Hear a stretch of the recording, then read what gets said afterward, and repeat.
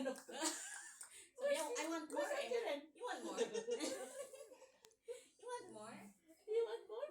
Oh, ready? Bagod ka na. Ready, get set? Oh, hindi makatingin na. Nagte-360 siya. Gusto talaga yung ikutin yung ano ga. Napagod na. Pag pumunta kayo sa bahay, pag nilapag namin sa sahig yan, makita mo gano'ng kabilis umikot yan.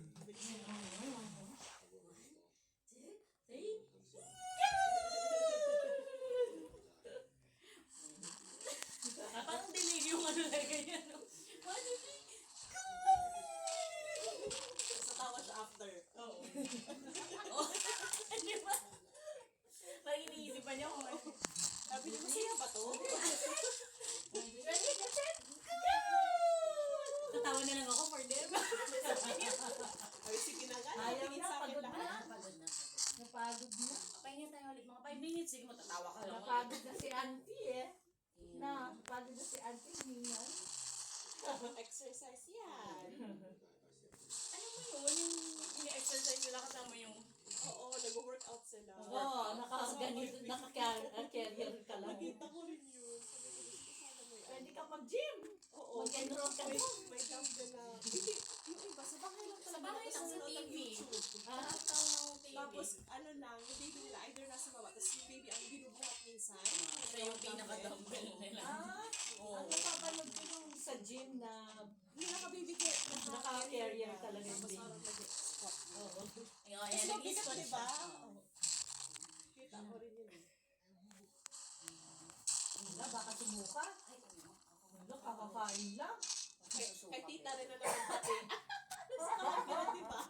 Ayoko. Si Mama. Ayoko hawakan. Pati, last time. Sabay yung nag-release?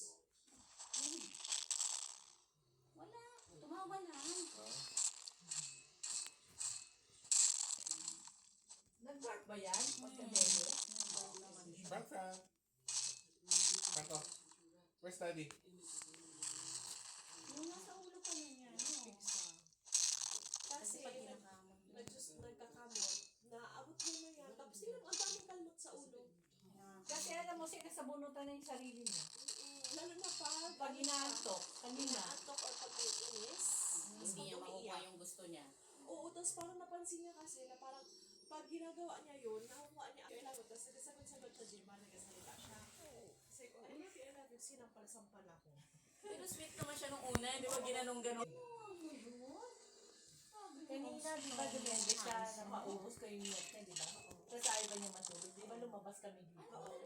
Nung nakaupo kami dyan, ano na siya, alam mo yung antok na, ginagano na yung mata niya, tapos nilarap niya dito. Tapos kinarga ko ng nakahiga. Nakasubsig siya dito. Pagpasok ko ng kwarto, tulog na pala.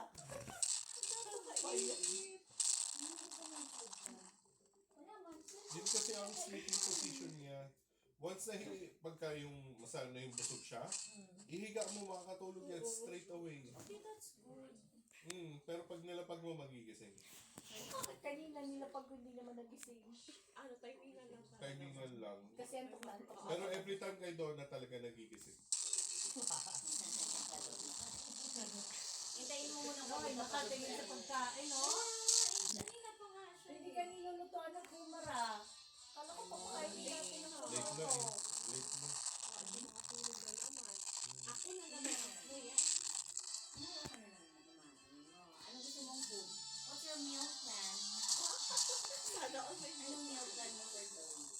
Tomorrow on Monday, gano'n? Ano pa? Naka-pair po kami this week. Kasi sinis pa lang kami ng avocado. Ay.